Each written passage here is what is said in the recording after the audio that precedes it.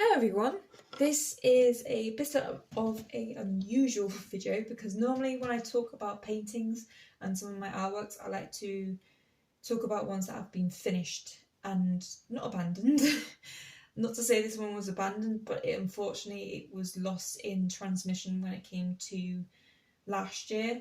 I did start this about a year and a half ago, I want to say, roughly. I just remember being still back at my parents' house, but because I then moved from the southwest to the northwest, it kind of got forgotten about because there was just so much in between. But I still think there's still enough features here to be able to talk about it and what I want to progress onto. Well, a year and a half later, because believe it or not, a lot of can happen with that time within your artist practice. You can lose some observational skills, your painting practice, your drawing practice. If you don't keep constantly refining your practice in specific mediums, yes, you can prioritize some of the others a bit more.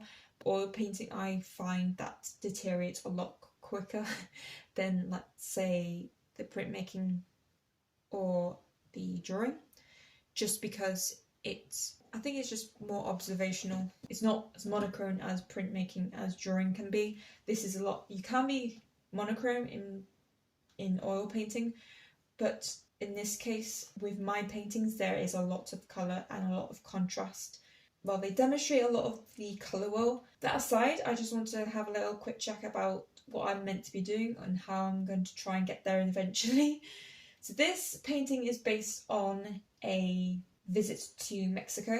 Pretty straightforward. There was to the right hand side is Chichen Itza, but to the left of it there are these ruins of these pillars, and I found them, I don't want to say Chichen Itza is rubbish, but I found these a lot more interesting because they were just to the side and just part of the whole history of the site, and yet there was more information about Chichen Itza than there was about these pillars, which I find quite interesting. I just find, the whole idea of discovery much more interesting because it hasn't been discovered properly yet or researched. So it's very much mysterious kind of idea that I wanted to portray in a painting. I did try drawing, I did try printmaking, it just didn't work out. So I was like, okay, normally this is when I get to my oil painting. Sometimes it can work in all three mediums when it comes to new theme or practice, but oil painting was the way to go for me because it was so textured and performing, but the perspective is what I struggled with.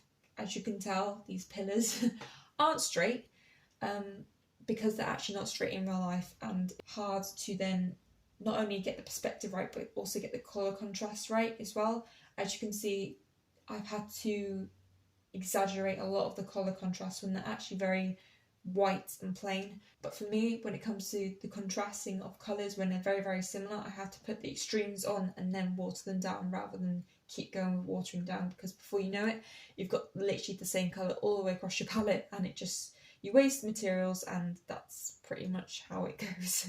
So I have done at least three proper pillars, and then that one's kind of on the second stage. This is on the third stage, so this is the stage before I start watering down the colours.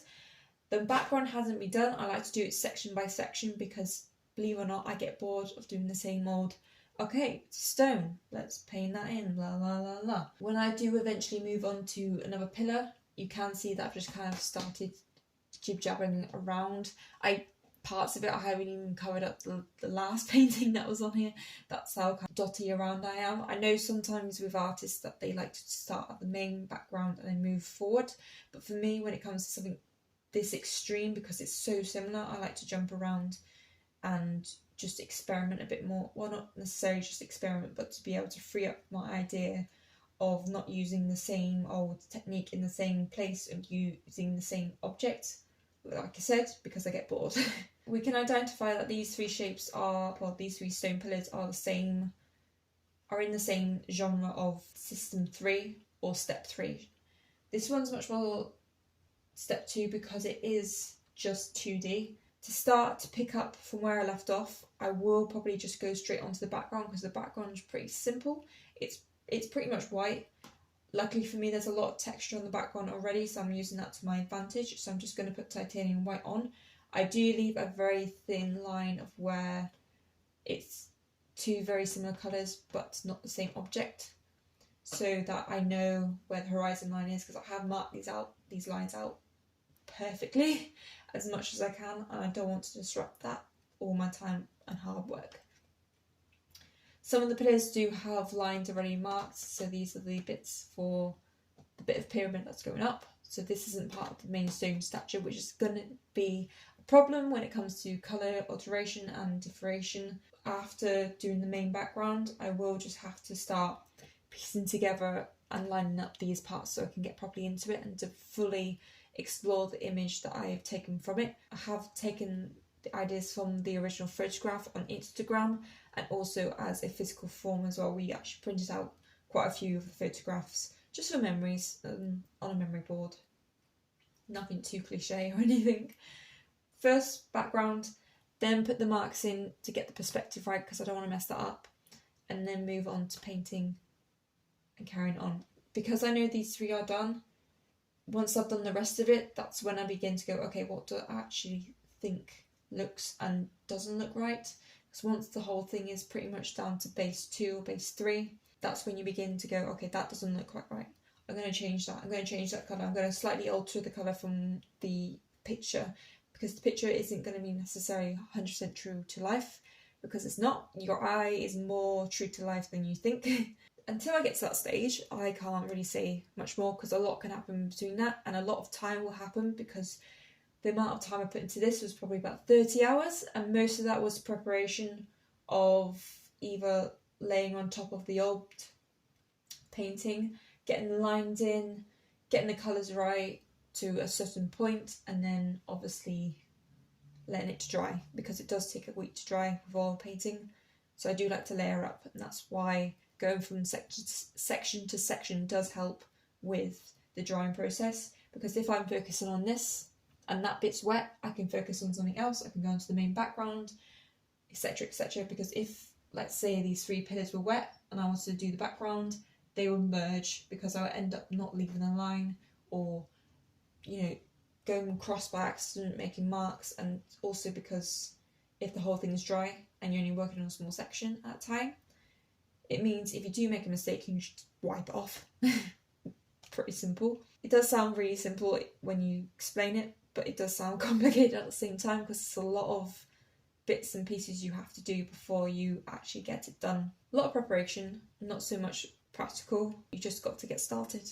That's the main issue sometimes when you've left an artwork for this long. It's probably the longest amount of time I've ever left an artwork. There are a couple that I have got down, I can see from here, but they aren't like complete. I'm not going to carry them on, because I don't think they're actually very good. So I'm just going to just paint over them and start again on a different project. So yeah, I know that was a lot of talking, and I hope it does make some sort of sense when it comes to restarting an old project, especially when you've got something major in between, like moving and getting a job, and then just sorting my life out, really. Outside of art, the art life is pretty good, but outside of art, it's a bit different and complicated. But anyway, I hope you guys enjoyed it. If you do enjoy these talking videos, please let me know, because I do enjoy talking.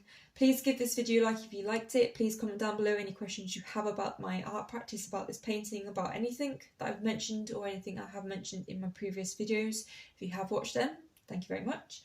And until then, I shall see you guys next time. Bye!